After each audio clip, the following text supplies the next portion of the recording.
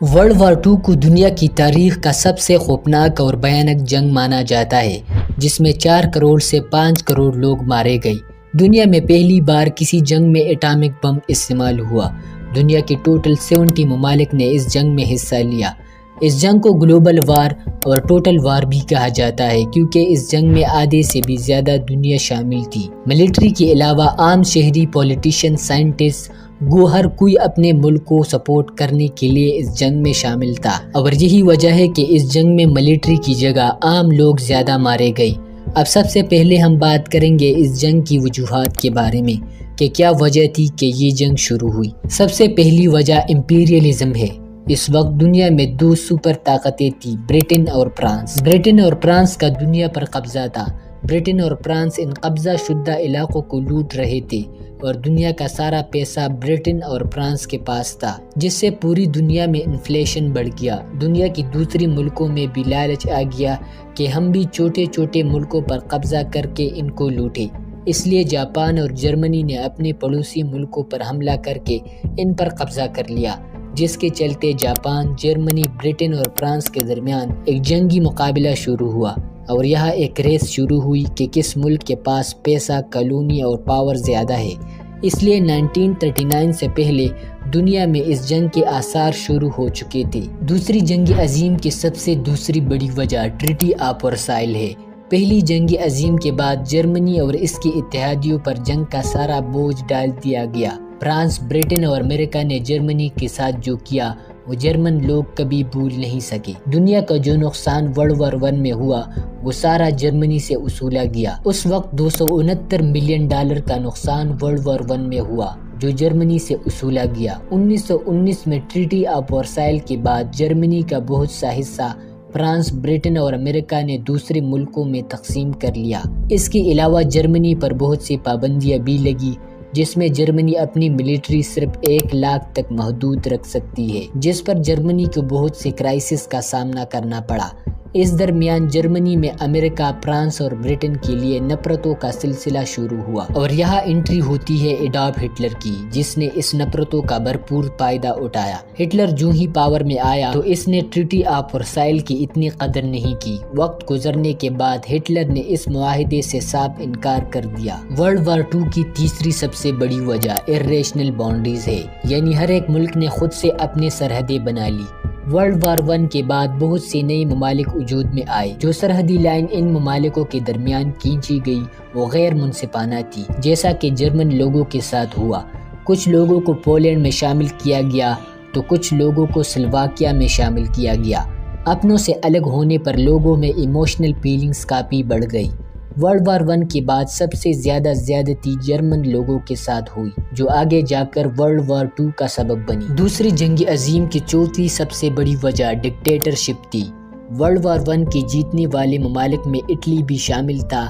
Italy کے لوگ مانتے تھے کہ اٹلی کو اس جنگ میں کچھ نہیں ملا، بلکہ فرانس اور برٹن نے اپنے ہارے ہوئے ممالک پر دوبارہ قبضہ کر لیا۔ اب اٹلی میں ڈکٹیٹر موسولینی کی حکومت تھی۔ اس نے جرمنی کے ڈکٹیٹر ہٹلر کے ساتھ مل کر لیگ آف نیشن کو چھوڑ دیا، جو ورلڈ وار 1 کے بعد بنایا گیا تھا اس جیسے جنگوں سے بچنے کے لیے۔ دنیا بھر کے ڈکٹیٹروں کے اپنے سر فیصلوں سے ورلڈ وار 2 کے چانسز کافی بڑھ گئے۔ پانچویں سب سے بڑی وجہ لیگ آف نیشن ہے۔ ورلڈ وار 1 کے بعد 1920 میں دنیا میں لیگ آف نیشن کے نام سے ایک معاہدہ ہوا، لیکن لیگ آف نیشن سب سے بڑا فیلئر رہا۔ سال 1931 میں جاپان نے چین کے علاقے منچوریا پر حملہ کر کے اس پر قبضہ کر لیا۔ اس کے بعد اٹلی نے ایتھوپیا پر اور جرمنی نے بھی کئی ممالکوں پر حملہ کیا، اور یہ رہی لیگ آف نیشن کی سب سے بڑی شکست، جس سے دنیا دوسری جنگ عظیم کی طرف بڑھی۔ گروپزم۔ ہٹلر اور موسولینی کو یکتا دیکھ کر فرانس بھی کئی گروپس بنا رہا تھا۔ فرانس نے سب سے پہلے جرمنی کے آس پاس والے ممالک کو ایک کر کے اینٹی جرمنز گروپ بنایا، جو جرمنی کے خلاف آسانی سے لڑ سکے۔ اس وقت تک جرمنی اور اٹلی کے ساتھ جاپان بھی مل گیا تھا، یعنی ایک طرف فرانس اور اینٹی جرمنز ممالک کے ساتھ برٹن اور USSR کا گروپ بنا، اور دوسری طرف جرمنی، اٹلی اور جاپان کا گروپ بنا۔ اس گروپزم کی وجہ سے کافی تناؤ پھیلنے لگا، جو آگے چل کر اس دنیا میں ایک بھیانک جنگ لائی۔ ملٹری ازم۔ ورلڈ وار 1 کے بعد ہر ملک اپنے دفاع پر کام کر رہا تھا۔ ہر ملک کو خوف تھا کہ کوئی اس پر اچانک حملہ کر دے گا اور یہ ہار جائے گا۔ Japan, Germany, Italy, France, Britain کے علاوہ دوسرے ملک اپنی فوجی تعداد کو بڑھا رہے تھے تاکہ بہت سے ممالکوں پر قبضہ کر کے انہیں لوٹا جائے۔ اس لیے دنیا بھر میں نئی جنگی ٹیکنیکس اور ویپنز ایجاد ہوئی۔ یہاں سے شروع ہوا فوجی طاقت کا نشہ جو دوسری جنگ عظیم کا سبب بنی۔ ورلڈ وار 2 کی ایک وجہ دی گریٹ ڈپریشن بھی ہے۔ 1929 سے 1939 تک دنیا بھر میں ایک انفلیشن، بے روزگاری حد سے بڑھ گئی، جس میں جرمنی کی حالت سب سے بری تھی۔ ہٹلر نے اس کا ذمہ دار ٹریٹی آف ورسائل کو ٹھہرایا اور لوگوں کو بھڑکانا شروع کیا۔ اس بے روزگاری سے تقریباً سب لوگ اپنے اپنے ملک کی آرمی میں شامل ہو گئے، جس سے ملٹری ازم بھی بڑھی۔ یہ وہ حالات، واقعات اور وجوہات تھے جس سے دنیا کی سب سے بڑی جنگ ورلڈ وار 2 وجود میں آئی اور دنیا ایک بار پھر اندھا دھند جنگ میں چلی گئی۔ ورلڈ وار 2 دنیا کی سب سے دوسری بڑی جنگ کس نے شروع کی؟ اس جنگ کا ذمہ دار کون تھا؟ اس دوسری عظیم جنگ کی شروعات کس ملک سے ہوئی؟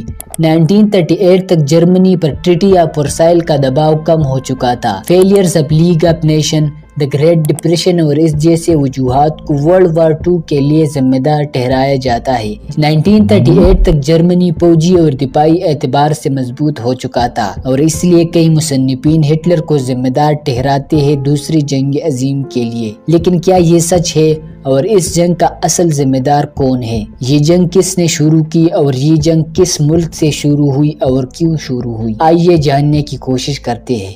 1889 میں ہٹلر کی پیدائش ایک غریب گھرانے میں ہوئی۔ دی گریٹ ڈپریشن، انفلیشن، بے روزگاری کی وجہ سے ہٹلر بھی جرمنی کی فوج میں شامل ہو گیا۔ ورلڈ وار 1 میں ہٹلر نے جان پر کھیل کر بہادری دکھائی، جس پر ہٹلر کو کئی فوجی اعزازات سے نوازا گیا، لیکن بدقسمتی سے جرمنی پہلی جنگ عظیم میں ہار گیا، جس کا ہٹلر کو بڑا افسوس ہوا۔ 1919 میں ہٹلر نے جرمن ورکر پارٹی جوائن کر لی۔ وقت گزرتا رہا اور دھیرے دھیرے ہٹلر اس پارٹی کا لیڈر بن گیا۔ یہ وہ دور تھا جب جرمنی پر ٹریٹی آف ورسائل کے علاوہ دوسری بڑی پابندیاں تھیں۔ جرمنز بینکس دیوالیہ ہو چکے تھے، بے روزگاری، بھوک مری اور اس جیسے کئی مسائل جرمنی میں پیدا ہو چکے تھے۔ جرمنی میں ان سب مشکلات کا سب سے زیادہ فائدہ ہٹلر کو ہوا۔ ہٹلر کی باتوں اور تقاریروں میں جادو تھا جو لوگوں کو سن کر لیتا تھا۔ جرمن ورکر پارٹی کے ہیڈ ہونے کی حیثیت سے ہٹلر لوگوں سے وعدے کرتا کہ ہم جرمنی کو ایک ترقی یافتہ اور خوشحال ملک بنائیں گے۔ ہٹلر ہر جگہ ٹریٹی آف ورسائل کی ناانصافی کی بدلے کی بات کرتا اور جرمنی کو پھر سے پیروں پر کھڑا ہونے کے وعدے کرتا، جس پر اس وقت ہٹلر تیزی سے جرمنی میں مشہور ہوا اور لوگوں کے دلوں میں راج کرنے لگا۔ 1933 میں جرمنی میں الیکشن ہوئے جس میں ہٹلر نے 36% ووٹ حاصل کی۔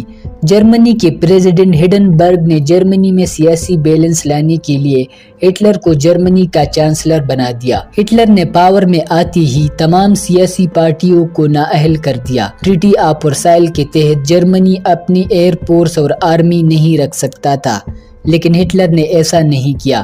ہٹلر نے اپنی ایئر فورس اور آرمی کو بڑھانا شروع کر دیا۔ ہٹلر نے جرمنی کے ٹیریٹریز بڑھانے کی کوشش کی، جس سے ورلڈ وار 2 جیسے نتائج سامنے آئے۔ ہٹلر کی یورپ میں ورلڈ وار 2 کی شروعات سے پہلے جاپان اور چین کی جنگ ہوئی، جس سے یہ جنگ ایشیا تک آ گئی۔ جاپان بھی اس وقت تک برٹن اور فرانس کی طرح پوری دنیا میں اپنی کالونیز بنانا چاہتا تھا۔ 1910 میں جاپان نے تائیوان پر قبضہ کیا۔ اس کے بعد جاپان نے کوریا پر قبضہ کیا۔ 1931 میں جاپان نے چین کے علاقے منچوریا پر حملہ کر کے اس پر قبضہ کر لیا۔ جاپان چاہتا تھا کہ اس کا قبضہ پوری ایشیا پر ہو۔ یہ تو ہوا ایشیا میں ورلڈ وار 2 کی شروعات۔ ادھر یورپ میں اس سے بھی بڑی جنگ شروع ہو چکی تھی۔ جرمنی میں ایک خطہ ہے جسے رائن لینڈ کہتے ہیں۔ جرمنی پر پابندی تھی کہ اس جگہ جرمنی ایئر فورس اور آرمی نہیں رکھ سکتی، لیکن ہٹلر نے یہاں آرمی اور ایئر فورس تعینات کر لی۔ اس درمیان جرمنی اور اٹلی کے درمیان معاہدہ ہوا کہ جنگ میں ایک دوسرے کے ساتھ مدد کریں گے۔ اس معاہدے کو رومن برلن ایکسس کہا گیا۔ اس لفظ ایکسس کی وجہ سے ورلڈ وار 2 میں اس گروپ کو ایکسس پاور کا نام دیا گیا۔ اس کے بعد جرمنی اور جاپان کے درمیان بھی ایسا معاہدہ ہوا۔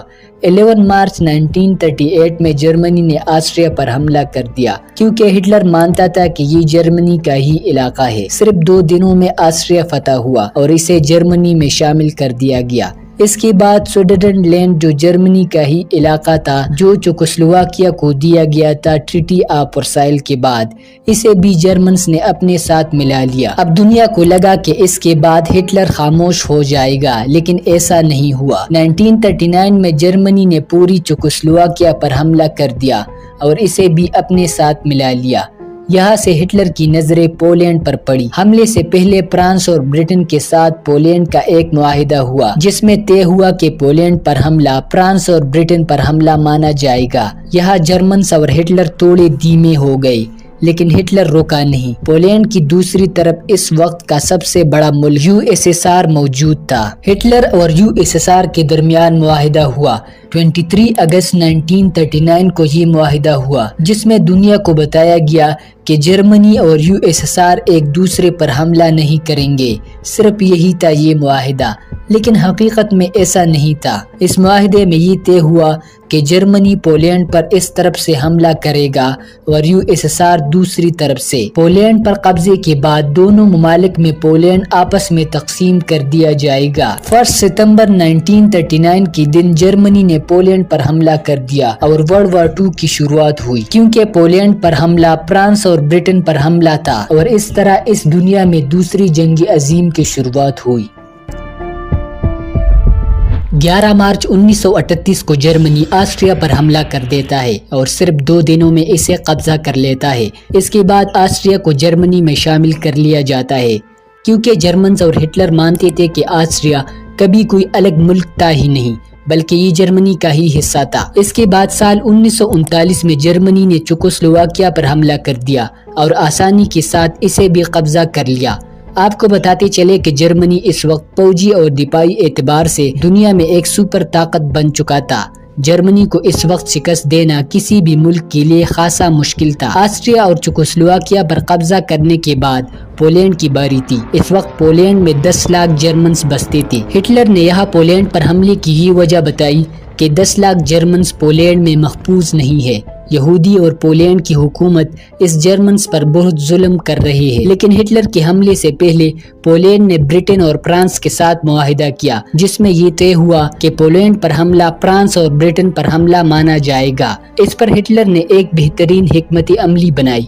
اس وقت جرمنی نے USSR کے ساتھ مل کر ایک معاہدہ کیا، جسے مولوتو ریبنتو پیکٹس کہا جاتا ہے۔ اس معاہدے کے بارے میں جرمنی اور USSR نے دنیا کو بتایا کہ جرمنی اور USSR ایک دوسرے پر حملہ نہیں کریں گے، لیکن اس معاہدے میں ایک راز بھی تھا، وہ یہ کہ جرمنی پولینڈ پر اس طرف سے حملہ کرے گا اور USSR دوسری طرف سے۔ پولینڈ پر قبضے کے بعد اسے جرمنی اور USSR کے درمیان تقسیم کیا جائے گا۔ 1 ستمبر 1938 کے دن جرمنی نے پولینڈ پر حملہ کر دیا۔ اس کے ٹھیک 3 دن بعد ہی فرانس اور برٹن نے جرمنی کے خلاف جنگ کا اعلان کر دیا۔ صورتحال کو دیکھتی ہی USSR نے 17 ستمبر کو پولینڈ پر دوسری طرف سے حملہ کر دیا۔ فرانس اور برٹن مل کر بھی پولینڈ کو بچا نہیں سکے اور صرف 20 دن ہی میں پورا پولینڈ فتح ہوا۔ قبضے کے بعد ہی پولینڈ کو جرمنی اور USSR نے آپس میں تقسیم کر لیا، جیسے ان دونوں میں معاہدہ ہوا تھا۔ پولینڈ کو آدھا جیتنے کے بعد 10 اکتوبر کو USSR نے فن لینڈ پر حملہ کر دیا۔ یہاں اس جنگ کو ونٹر وار کے نام سے جانا جاتا ہے، کیونکہ USSR اور فن لینڈ دونوں ممالک برفیلا ہے۔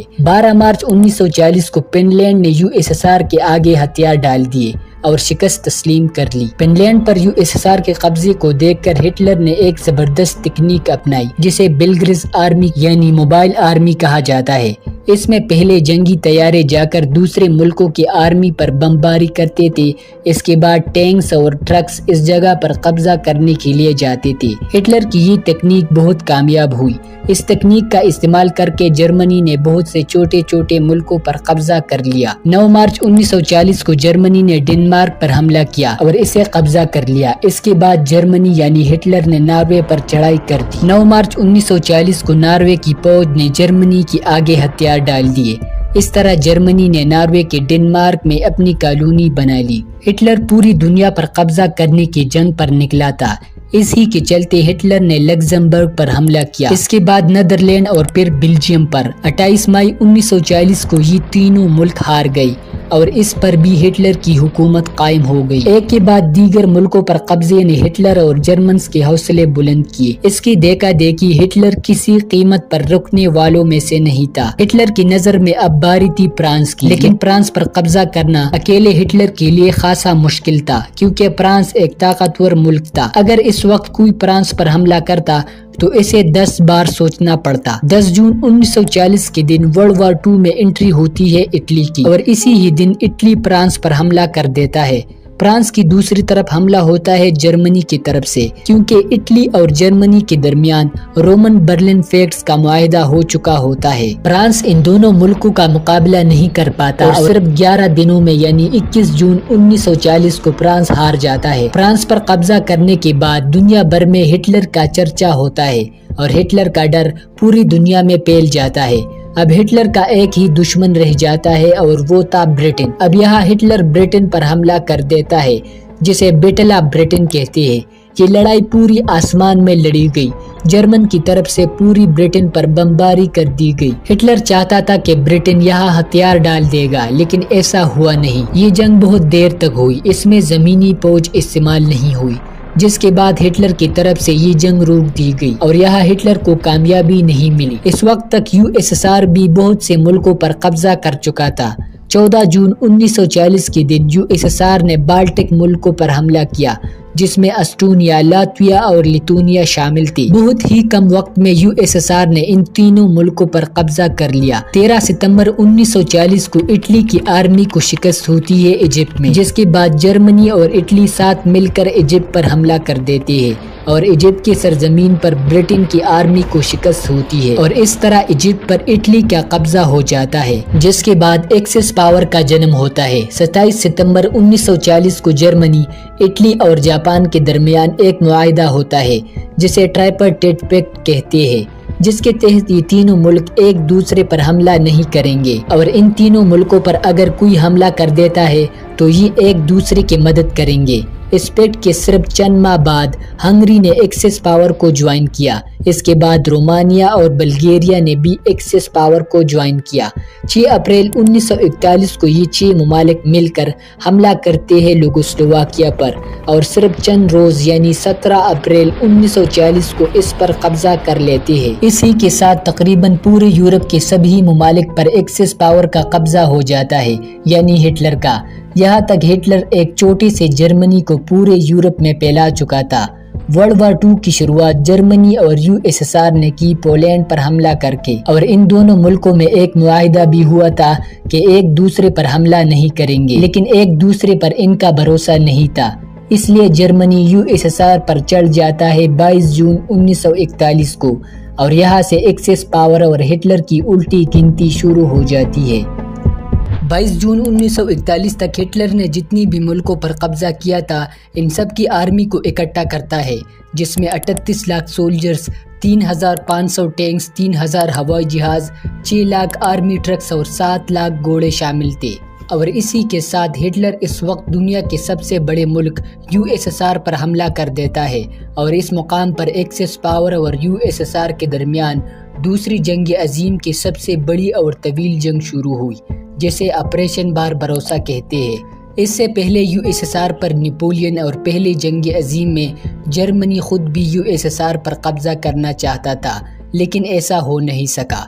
हिटलर ये बात जानता था, लेकिन हिटलर ये नामुमकिन मुमकिन बनाना चाहता था। यूएसएसआर पर इसलिए कोई कब्जा नहीं कर सका क्योंकि यूएसएसआर की सरजमीन बर्फीला है और खासकर जब यहाँ सर्दी शुरू होती है। शदीद सर्दी और बर्फबारी में सिर्फ यहाँ यूएसएसआर की आर्मी ही लड़ सकती है, लेकिन हिटलर को अपनी आर्मी पर भरोसा था और ऐसा ही हुआ। ऑपरेशन बारबरोसा के तहत यूएसएसआर ने जिन बाल्टिक मुल्कों पर कब्जा किया था, जिसमें लिथुआनिया, लातविया और एस्टोनिया शामिल थे, सिर्फ 1 महीने में ये तीनों मुल्क जर्मनी के कब्जे में आ गए और यहाँ से हिटलर को अपनी आर्मी पर भरोसा मजबूत हुआ। यहाँ से हिटलर यूएसएसआर के मशहूर शहर लेनिनग्राड पर हमला करता है और कुछ ही वक्त में इसे भी कब्जा कर लेता है। ماسکو کے ساتھ ہٹلر نے USSR کے اتنے بڑے حصے پر قبضہ کر لیا تھا۔ 5 دسمبر 1941 تک جرمنی USSR کے اتنے بڑے حصے پر قبضہ کر چکا تھا اور USSR کی آرمی تیزی سے پیچھے ہٹ رہی تھی۔ اس ہی دسمبر میں کہانی میں ایک ٹوسٹ آتا ہے۔ جیسے ہی USSR میں سردیوں کا موسم آتا ہے، ہٹلر اور جرمنی کی فوج آگے نہیں بڑھ پاتی۔ سردی اور برف باری کی وجہ سے ہٹلر کی فوج رک جاتی ہے۔ آپ کو بتاتے چلے کہ اس وقت تک آدھے سے بھی زیادہ USSR جرمنی کے قبضے میں آ چکا تھا۔ اس وقت تک یورپ میں آپریشن باربروسا ابھی جاری تھا۔ ادھر جاپان جو ایکسس پاور میں شامل تھا، اس نے بھی کئی ممالکوں پر قبضہ کیا، جن میں Burma, Malaysia, Thailand, Indonesia, Philippines, Sumatra اور چائنا کے بہت سے حصے کے ساتھ آسٹریلیا کے بہت قریب تک آ پہنچا تھا۔ یہ سبھی ممالک اس سے پہلے فرانس اور برٹن کی کالونیز تھی، یعنی فرانس اور برٹن کا ان ممالکوں پر قبضہ تھا، اور یہاں سے جاپان نے آسٹریلیا پر بھی بڑی تعداد میں بمباریاں کی، اور اس جگہ سے جاپان نے بھارت، انڈیا پر بھی کئی حملے کیے، اور یہاں سے انڈیا کی آزاد ہند فوج نے انگریزوں کی طرف سے یعنی برٹن کی طرف سے جاپان کے خلاف لڑائی لڑی۔ یہاں آزاد ہند فوج اور جاپان کے درمیان 2 سب سے بڑی جنگیں ہوئی، بیٹل آف ایمپل اور بیٹل آف کوہیما، جس میں انگریزوں نے جاپان کی آرمی کو شکست دی تھی اور آسام سے پیچھے دھکیل دیا تھا۔ یہاں تک جاپان پیسفک اوشن کی تقریباً سبھی آئس لینڈ پر قابض ہو چکا تھا۔ اس کی وجہ یہ تھی کہ جاپان کی نیوی بہت تیز اور مضبوط تھی۔ یہاں جاپان کی یہ حرکتیں دیکھ کر امریکہ نے جاپان کو آئل دینا بند کر دیا، اور ساتھ ہی اس وقت جاپان جو بھی امریکہ سے امپورٹ کرتا، ان سب پر امریکہ کی طرف سے پابندی لگا دی گئی۔ جاپان کی نیوی آئل کے بنا کچھ بھی نہیں تھی۔ جاپان یہ سب دیکھ کر آگ بگولا ہوا، اور اسی کی جواب میں جاپان نے 8 دسمبر 1941 کو امریکہ کی سب سے بڑی بندرگاہ اور فوجی اڈہ پرل ہاربر پر حملہ کر دیا، جس سے امریکہ کی بہت سے بحری جہاز اور فوجی جوان اس دنیا سے ہاتھ دھو بیٹھے۔ اس تباہی کو دیکھتے ہوئے امریکہ بھی 8 دسمبر 1941 کو دوسری جنگ عظیم میں کود پڑا، اور امریکہ نے ایکسس پاور کو جوائن کیا۔ امریکہ کو اب جاپان سے بدلہ لینا تھا، اور اسی کے چلتے امریکہ نے فلپائنز پر اپنی آرمی اتاری تاکہ فلپائنز کو جاپان سے آزاد کرا سکے۔ اس طرح انڈو چائنا، لاؤس، کمبوڈیا اور سنگاپور میں امریکہ اپنی آرمی اتارنے لگا تاکہ یہاں جاپان کو ہرا سکے اور اپنا بدلہ لے سکے۔ جس وقت امریکہ اور جاپان کی جنگیں شروع ہوئی تو تمام ایکسس پاور نے امریکہ کے خلاف جنگ کا اعلان کر دیا۔ اس پیسفک اوشن کی آئس لینڈ پر امریکہ اور جاپان کے درمیان 30 الگ الگ جگہوں پر لڑائیاں لڑی گئی، جو تقریباً سبھی امریکہ جیت گیا۔ دیکھتے ہی دیکھتے پیسفک اوشن کے سبھی آئس لینڈ امریکہ آزاد کرانے لگا، لیکن یہاں ایک جزیرے سے دوسرے جزیرے جانے کے لیے کافی وقت لگتا تھا۔ اس لیے جاپان اور امریکہ کے درمیان اس جگہ اگلے 2 سال تک جنگیں لڑی گئی، یعنی 1944 تک۔ ادھر ہٹلر یورپ میں آدھے سے بھی زیادہ USSR کو قبضہ چکا تھا۔ بیٹل آف اسٹالن گراڈ کے بعد USSR کو لگا کہ ہمیں ہٹلر قبضہ نہیں کر سکتا۔ پہلی بار ہٹلر کی آرمی کو USSR پیچھے دھکیلنے میں کامیاب ہوئی تھی۔ یہی وہ پوائنٹ تھا جہاں سے ہٹلر اور جرمنز کی الٹی گنتی شروع ہوئی۔ جس طرح امریکہ جاپان سے ایک ایک ملک آزاد کرا رہا تھا، اسی طرح اب یورپ میں بھی USSR جرمنی سے اپنے شہر آزاد کرا رہا تھا۔ ہٹلر کی آرمی مسلسل پیچھے جا رہی تھی۔ آپریشن باربروسا دنیا کی تاریخ میں سب سے رلا دینے والا اور بھیانک آپریشن تھا، جس میں 1 کروڑ سے بھی زیادہ عام لوگ اور 8 لاکھ جرمنز مارے گئے۔ کئی لوگ بے گھر اور لاپتہ ہوئے جو واپس کبھی نہ مل سکے۔ ٹونسیا، ایجپٹ، لیبیا اور موروکو اور اسی کے ساتھ تمام نارتھ افریقہ میں الائٹ پاور کی جیت ہوئی، جس کو تاریخ میں دی نارتھ افریقن کیمپین کہا جاتا ہے۔ 8 اگست 1942 تک یہ سارے نارتھ افریقن ممالک امریکہ اور برٹن کے قبضے میں آ گئی۔ اب یہاں سے الائٹ پاور نے اٹلی کی سسلی آئس لینڈ پر 10 جولائی 1943 میں حملہ کیا۔ اس آئس لینڈ پر قبضہ کرنے کے بعد امریکہ نے پوری اٹلی پر حملہ کیا اور تقریباً آدھا اٹلی الائٹ پاور کے کنٹرول میں آ گیا۔ یہاں اٹلی میں موسولینی کو اپنے لوگوں نے ڈکٹیٹر کے عہدے سے ہٹا کر قید کر لیا۔ اس وقت اٹلی کا سربراہ ہوتا ہے مارشل پیٹرو، جس نے الائڈ آرمی کے آگے سرنڈر کر لیا، جس کے بعد الائڈ آرمی آگے بڑھی۔ اس طرف سے USSR بھی ایکسس پاور یعنی ہٹلر کو پیچھے مسلسل دھکیل رہا تھا، لیکن جرمنز آرمی کو شکست دینا یہاں تھوڑا مشکل تھا کیونکہ جرمنز فوج کافی مضبوط تھی۔ اس وقت USSR نے جرمنز آرمی کو اپنے ملک سے پیچھے دھکیل کر اپنے بہت بڑے بڑے شہر آزاد کر لیے، جس میں لیننگراڈ، ماسکو اور کیو شامل تھا۔ 4 سال پہلے جب اٹلی اور جرمنی نے فرانس پر قبضہ کیا تھا، تب سے اس اٹلانٹک وال پر جرمنز آرمی کافی تعداد میں کافی مضبوطی سے تعینات تھی۔ 1944 کی شروعات میں اس اٹلانٹک وال کو توڑنا کافی مشکل تھا۔ اٹلانٹک وال ناروے بارڈر سے لے کر اسپین تک تھی۔ اس وال کو توڑنے اور ہٹلر کو شکست دینے کے لیے اور یہاں فرانس کو آزاد کرانے کے لیے آپریشن نیپچون بنایا گیا، جس کو ڈی ڈے لینڈنگ بھی کہتے ہیں۔ ڈی ڈے لینڈنگ تاریخ میں سمندری جنگوں میں سب سے بڑی جنگ تھی۔ اس سے پہلے اور بعد میں کبھی بھی ایسی جنگ نہیں ہوئی۔ اس آپریشن میں برٹن، امریکہ اور کینیڈا کی زمینی، بحری اور بری فوج کو 6 جون 1944 کو ناروے میں اکٹھا کیا گیا اور اس الائڈ آرمی کو فرانس کے قریب اتارا جاتا ہے فرانس کو آزاد کرنے کے لیے۔ جون 1944 میں فرانس میں جنگ چھڑ جاتی ہے۔ ایکسس پاور سے اس وقت تک اٹلی نکل چکا تھا۔ اس کے مقابلے میں الائڈ پاورز کافی مضبوط نظر آ رہی تھی۔ اس وقت تک USSR پورا آزاد ہو چکا تھا اور اب باری تھی فرانس کی۔ 25 جون 1944 تک الائڈ آرمی فرانس کے پیرس تک پہنچ گئی۔ 15 اگست 1944 تک الائڈ آرمی رائن لینڈ تک پہنچ گئی۔ رائن لینڈ کے بارے میں ہم آپ کو بتا چکے ہیں۔ ٹریٹی آف ورسائل کے بعد رائن لینڈ کے علاقے جرمنی ایئر فورس اور آرمی نہیں رکھ سکتا تھا اور اسی طرح پورا فرانس جرمنی سے آزاد ہوا اور فرانس کی آرمی بھی الائڈ پاورز میں شامل ہو گئی، جس سے الائڈ آرمی اور بھی مضبوط ہوئی۔ ستمبر 1944 تک الائڈ آرمی نے جرمنی سے بیلجیم اور نیدرلینڈ کو بھی آزاد کرا لیا۔ اس وقت تک رومانیہ اور بلغیریا نے بھی ہتھیار ڈال دیے USSR کی آرمی کے سامنے اور شکست تسلیم کر لی۔ ادھر الائڈ آرمی جرمنی کے بارڈر تک پہنچ گئی۔ اس کے بعد ہنگری اور یوگوسلاویکیا بھی جرمنی سے آزاد ہوا۔ اس وقت ہٹلر کی طرف سے آخری کوشش ہوئی دوبارہ بیلجیم پر حملہ کرنے کے لیے، جسے بیٹل آف بلک کہتے ہیں، لیکن ہٹلر یہاں ناکام ہوا اور آخر کار 30 اپریل 1945 کو ہٹلر نے خودکشی کر لی۔ 7 مئی 1945 کو جرمنی نے الائڈ آرمی کے سامنے ہتھیار ڈال دیے اور شکست تسلیم کر لی اور اسی طرح یورپ میں یہ جنگ اختتام تک پہنچ گئی۔